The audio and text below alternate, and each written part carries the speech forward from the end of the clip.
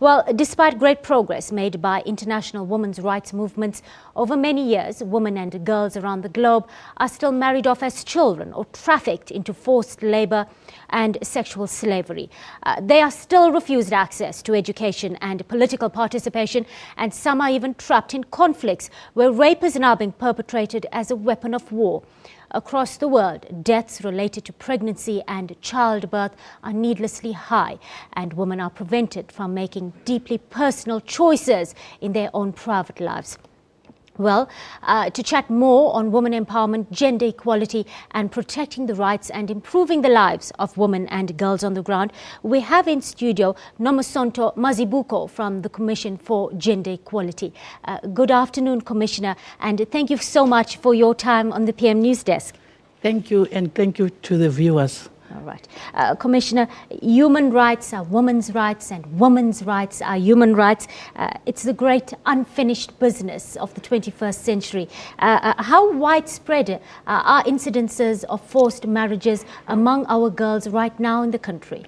The forced marriages of girls is quite high, but I must say that some of the incidents are not recorded or taken out to say. People don't even go out and say their girls have been forced, because it is a relationship between parents and the older men. And you find that the records are not very straight. And we find, can we just think of a man selling a child?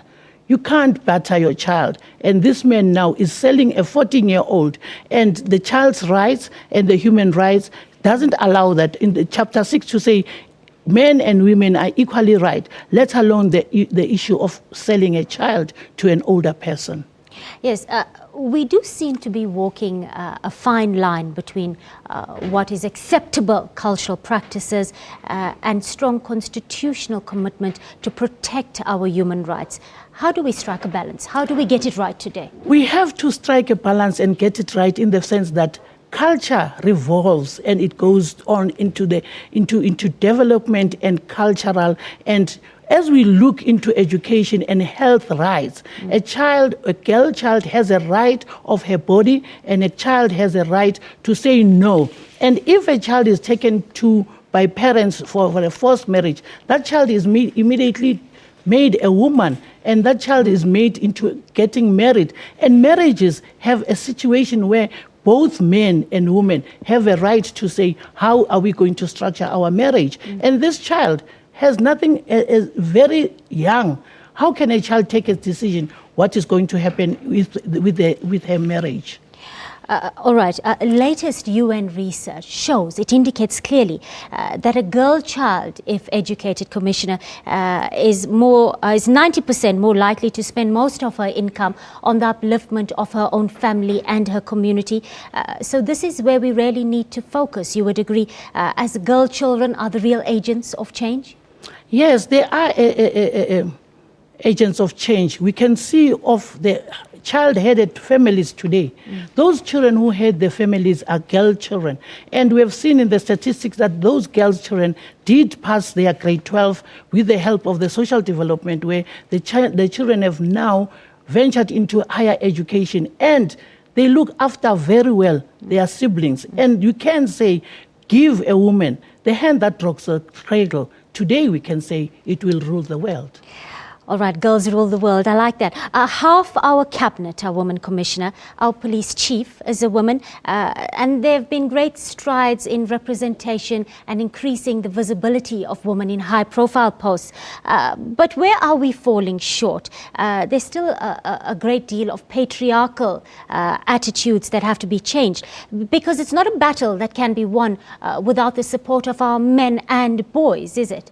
Yes, the Ministry of Women and Youth is saying we cannot move forward without the men and the boys. And if we go forward, men, we find that most of the political parties still give posts to men, and we find the premiers have increased in men. And we're saying today, if the girl child can be better equipped and be taken to school and advised to look after their bodies, then we are going to make strides. And Give us just a few years, and those young girls, as we meet now in the UNAU summit, women there are saying the economical economical situation is to be given. We have seen women getting into business, and economically, if a woman is economically balanced, then we are better people. Yes, I do wish we had more time to chat some more. I'm afraid we'll have to leave it there due to time constraints. Thank you so much, Commissioner, for your time on the PM News Desk. Always a pleasure chatting to you. That was Commissioner Nomasonto Mazibuko from the Commission of Gender Equality.